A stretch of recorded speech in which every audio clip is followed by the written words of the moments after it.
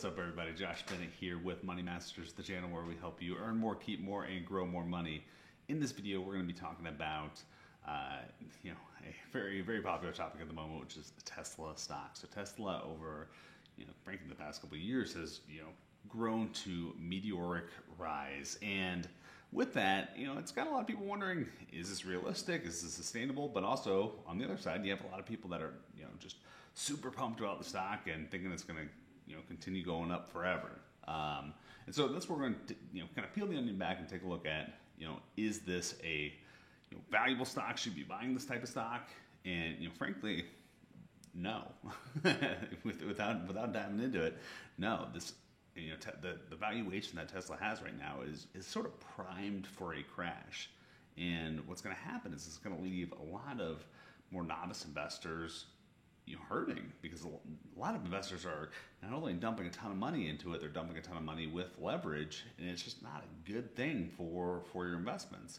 And so, yeah, it's really not a good investment, and a lot of consumers are taking much more risk than they should be. And part of the reason why, if you think about it this way, there's a really famous story when it comes to investing, and that's actually based on JFK Sr.'s, basically what he did was he was an avid stock investor, and then one day he went to the airport, and while he was getting his shoes shined, the shoe shine boy actually started talking about, hey, these are the stocks that you should be buying, and so on and so forth. And so what JFK Sr. ultimately did was he got so freaked out by the fact that it was such a hot market, and this is in 1929, so right before one of the most epic crashes of all time. The shoeshine boy started talking about, how optimistic he was in buying stocks. JFK Sr. took that as a sign that not only did he go home and reevaluate, he sold all of his stocks and aggressively shorted and betted against the market, and actually built his wealth betting against the market, because the shoeshine boy basically, had freaked him out. And these days we sort of hear the same things, like jokes like of whether, the cab drivers telling you, or dentist, or I've heard kind of all of them, but people that are just kind of, preoccupied with other careers that don't manage money for a living, when they start getting into a position where they're too confident on a stock, that's usually a scary point in the life cycle of that stock, regardless of what the stock is. And I'm not saying all this to, cast aspersions on Tesla specifically. I mean, I think Elon Musk is a genius. I think Tesla cars are amazing. So this is not specifically about the company Tesla, but it is about the stock price of Tesla, which a lot of times stock price and the company itself don't necessarily line up.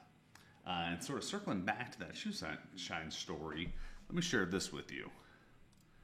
So over the past month, Google Trends, or kind of like the real-time feed on the people talking about Tesla that we can monitor, has increased to as high as it can go in terms of how it tracks, people following or talking about or looking for Tesla on any given time frame. So it's literally gone to 100, as high as it can go, 100 out of 100.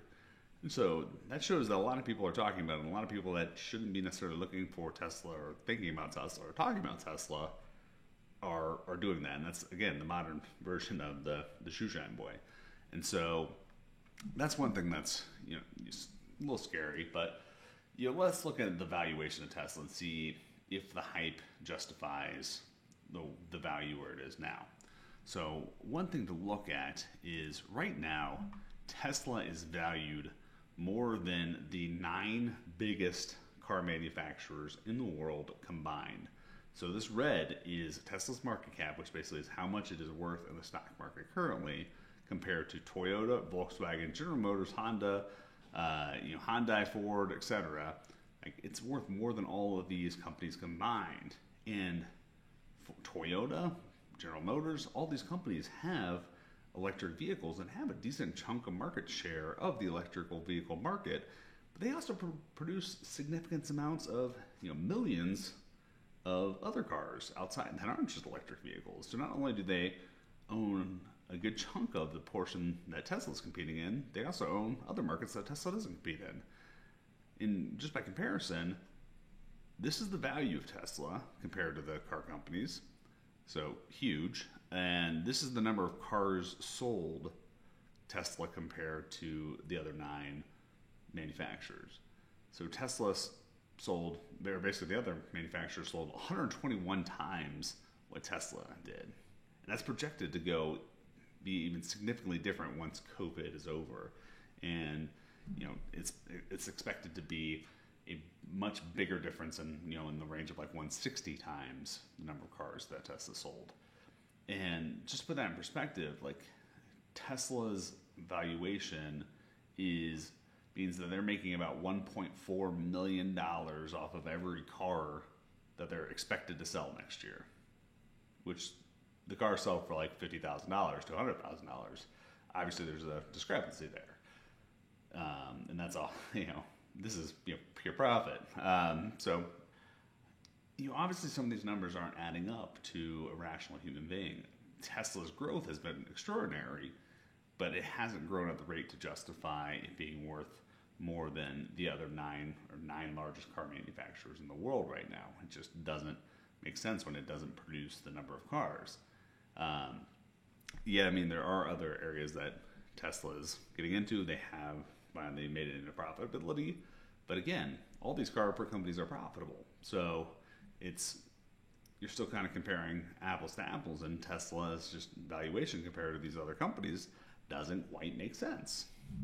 And so if you peel back the onion even more, right now Tesla's valuation is 1,310 times how much money it makes. So to put that in perspective, the long-term average of the S&P 500, so the biggest companies in the world, or the U.S. at least, is about 15 times earnings on an average basis. Granted, right now it's a little higher just because of where we are in the market cycle. It's closer to about 35 right now, but long term, the S&P 500 is about 15 compared to Tesla's 1,300. Again, those numbers just don't add up. Where companies should be, at a market cap or size relative to how much the company actually makes, and not necessarily just whatever people decide it should be. I mean, right now, this is like me starting a lemonade stand, going and making $100, and then saying I want to sell it for about $130,000. Like, it just doesn't make sense. So that's kind of the numbers we're seeing with Tesla, is that, again, if I'm making a lemonade stand and just trying to sell it for a ridiculous price, you'd laugh in my face if I came up to you and said, I'd like to sell this for $100,000. You'd laugh in my face if I said I wanted to sell it for $1,000. But yet, right now in our economy or in our stock market, these valuations are being, totally acceptable. And part of the reason is you're seeing a large influx of what are called retail investors, so people that don't manage money for a living.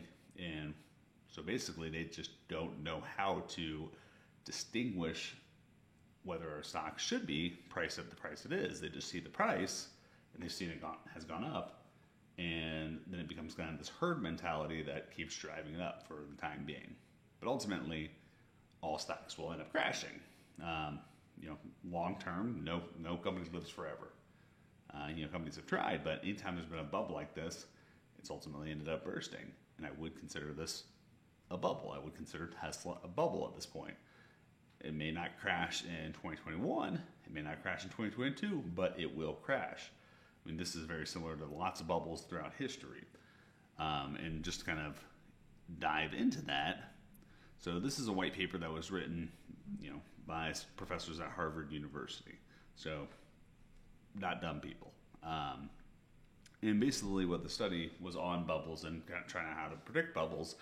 And what they basically found is that, there is some correlation between how much the company runs up and then a probability of its, future crash. So what they essentially determined that if a company runs up or their stock price runs up 150% over the subsequent or previous 2 years, then over the subsequent year, it has a probability of crashing. So if it runs up 150%, it has over an 80% chance of crashing over 40% in value in the following years. So that again basically means right now Tesla has, I mean, not only have they hit that 150%, they've blown way past 150%. They probably hit that this week.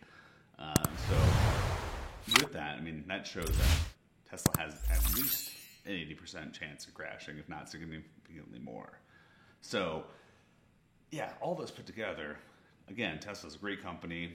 The cars are wonderful.